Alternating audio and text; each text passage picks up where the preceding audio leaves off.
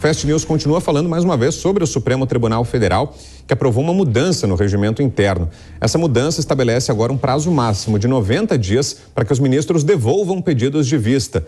Na prática, isso diminui o poder que um ministro teria individualmente para interromper o julgamento sem limite de tempo. A mudança foi aprovada em uma sessão administrativa realizada em formato virtual. Antes havia um prazo de 30 dias para os pedidos de vista, mas sem liberação automática para julgamento em caso de descumprimento. Com isso, na prática, os ministros permaneciam com os processos parados por tempo indefinido. A sessão também definiu que medidas cautelares decididas individualmente por um ministro, como prisões, devem ser, em caso de urgência, imediatamente submetidas à análise dos demais colegas da Corte.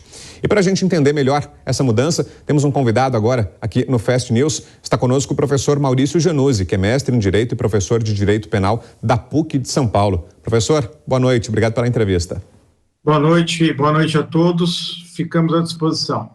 Qual a avaliação do senhor, professor, sobre essa mudança? É uma norma bem-vinda? Sim, é uma norma bem-vinda porque há o destravamento automático da pauta do Supremo Tribunal Federal.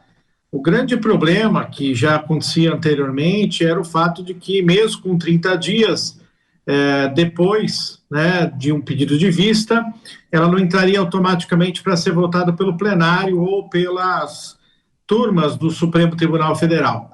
O grande problema é que o prazo para o magistrado, que é um prazo que a gente chama indireto, ele não tem qualquer tipo de sanção. Então, o grande problema disso não é nem os 30 nem os 90 dias, mas o fato de que, destravando a pauta, ele volta para a sessão de julgamento. O fato é que o magistrado não é obrigado a cumprir este prazo, diferentemente de advogado, diferentemente do Ministério Público, porque não há uma sanção caso ele não leve esse prazo adiante. Então, é algo que a gente vê com bons olhos, mas que precisa, na prática, ter a sua repercussão realmente como deve ser, fazendo com que não se alongue aí julgamentos em pedido de vista, o que refoge a competência que é colegiada das Cortes Superiores. Então, na avaliação do senhor, se eu entendi, o ideal era que houvesse pelo menos alguma regra, com alguma previsão de alguma penalidade, ou enfim, algo que acontecesse caso esse prazo de 90 dias não fosse cumprido, né? Que o ministro ficasse sujeito a alguma penalidade. É isso, professor? Exatamente. Hoje nós temos o 30 dias, que não é obrigatório entrar na pauta.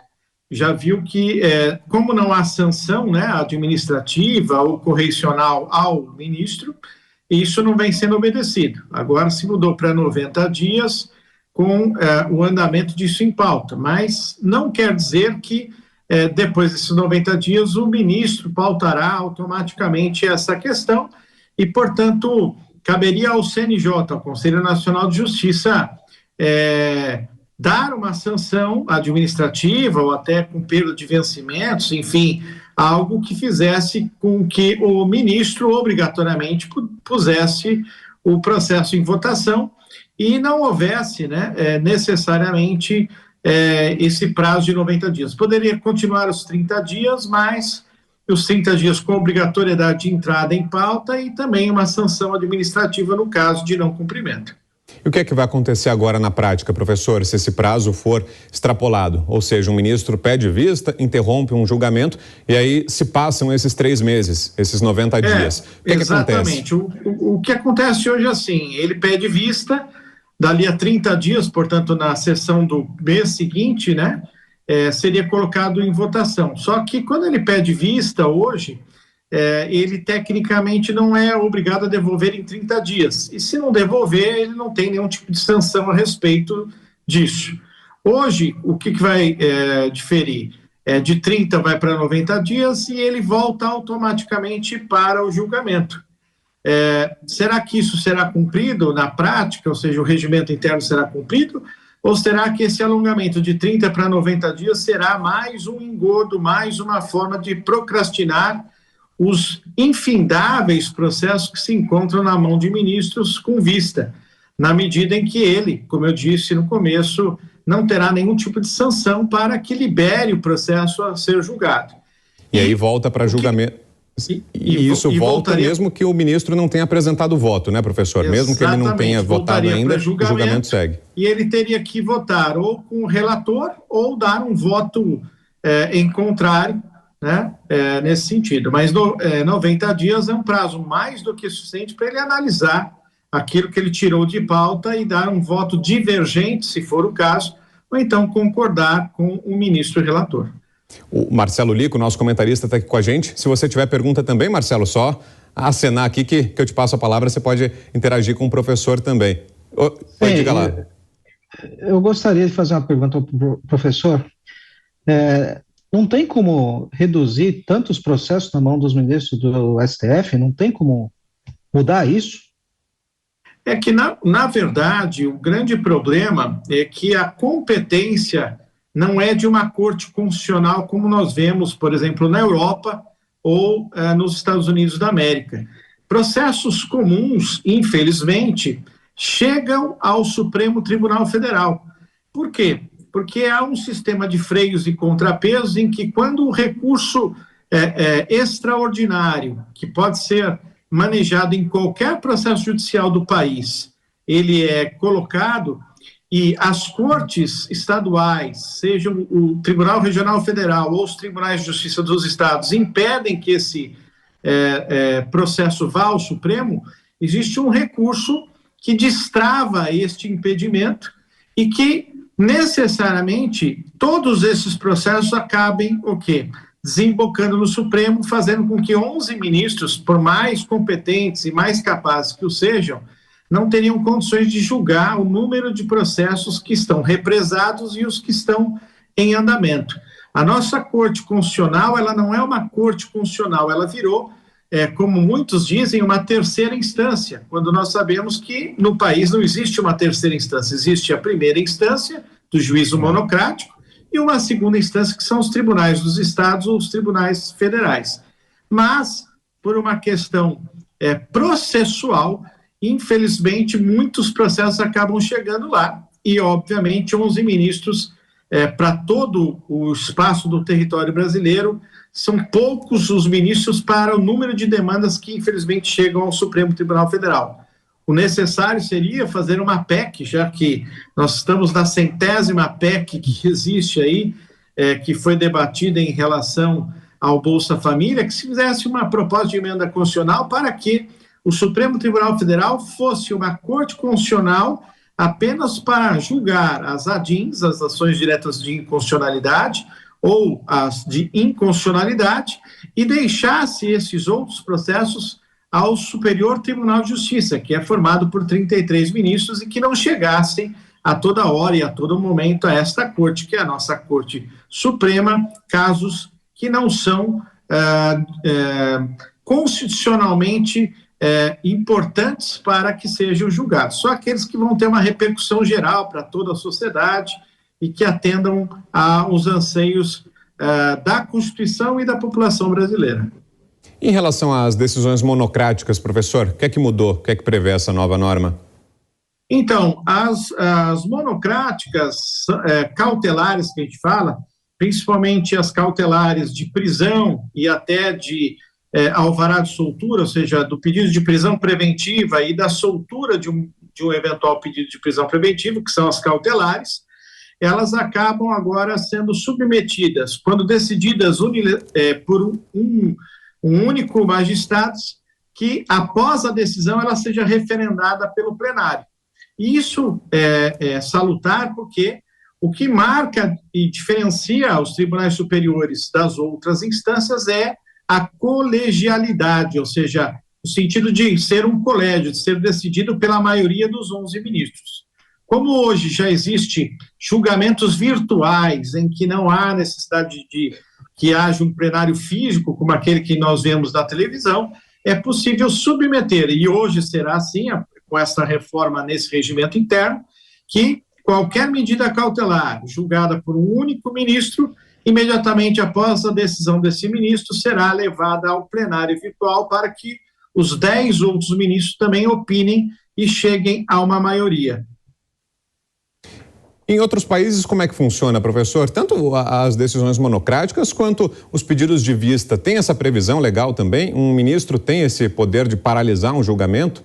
Então, nos outros países, poucos são os processos que chegam às cortes superiores ou ao Supremo, né, a Corte Constitucional que a gente fala. Só aqueles que têm uma repercussão geral, que digam respeito a uma questão importante sobre a cidadania, sobre os próprios aspectos das cláusulas pétreas da Constituição daquele país. Então, é bem diferente sobre esse ponto de vista. O segundo ponto de vista é que é necessariamente pedido vista, só que essa vista é dada por uma sessão e na sessão seguinte, dali a 1 ou 2 semanas no máximo, ele necessariamente volta a plenário para que haja julgamento. Não há o que acontece muito aqui, que o ministro pede vista, ele deixa de analisar essa vista e fica indefinidamente com aquele processo em seu gabinete, travando uma questão nesse sentido. Ou seja, os outros ministros cobram daquele ministro que pediu vista e tem direito a isso, que ele leve a julgamento o mais rápido possível, porque é uma questão de importância nacional e não uma questão de irrelevante que pode esperar por alguns anos ou por dezenas de meses, que é o que vem acontecendo no Supremo Tribunal Federal, o que leva, né, um julgamento tardio, seja ele qual for, leva a uma insegurança jurídica e a uma questão de injustiça social, que é o que, infelizmente, vemos no nosso país pela quantidade de processos que chegam ao Supremo Tribunal Federal. E isso acontece em outras instâncias também, professor? Em outros órgãos colegiados de instâncias inferiores ao Supremo? Então, aqui no estado de São Paulo e nos demais estados, no que tange aos tribunais de justiça, é possível pedir o adiamento por uma sessão daquele julgamento, isso o advogado pode pedir, ou o Ministério Público, ou seja, a parte, e durante o julgamento pode ser pedido também vista pelo desembargador relator, ou pelo desembargador revisor, ou pelo terceiro que vai dar o desempate. Então, pode haver 3 pedidos de vista. Isso é comum? Não é tão comum. O que significa, e é importante, e é uma regra, é que uma vez pedido vista nesta sessão, na sessão da semana seguinte, que é o que realmente acontece, este processo volta à pauta de julgamento automaticamente, como quer agora o Supremo em 90 dias. Quando, na verdade, 90 dias é muito tempo, deveria voltar à pauta para a sessão seguinte de julgamento e destravar aquela pauta e julgar aquele processo para que a fila, né, desses processos que são entrados dos tribunais andem, como é nos tribunais dos estados e nos tribunais regionais federais. Tem um regimento mais enxuto, mais célere, mais coeso e que facilita a quantidade de julgamentos. Tanto é que, numa sessão dos tribunais, se julgam aí de 200, 250 processos, enquanto no Supremo se julga ali, no máximo, 10 ou 20 processos por cada sessão. Tem mais pergunta, Marcelo? Não, vai ter.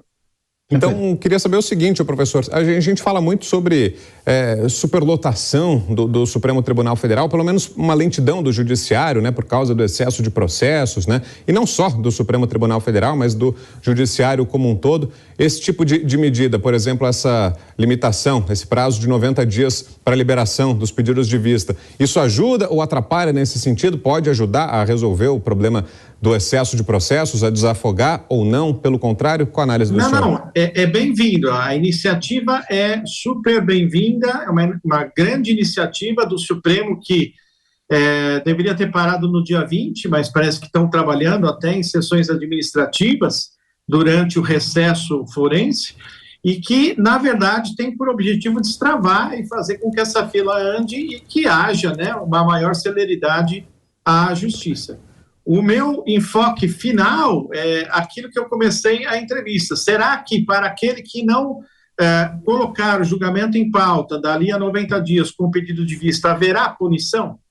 É isso que nós precisamos ver, porque hoje, nos 30 dias, não há punição. Será que, havendo 90 dias, haverá essa punição? O Corregedor-Geral do Supremo Tribunal Federal e o Ministério Público, né, o Procurador-Geral, é que tem que dar essa última palavra, sobre se haverá sanção ao ministro que não atender a esta determinação.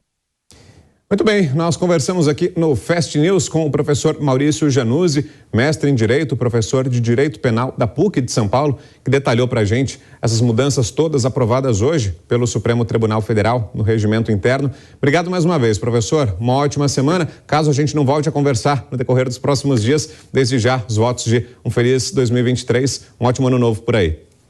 Muito obrigado, igualmente a todos aí da Jovem Pan.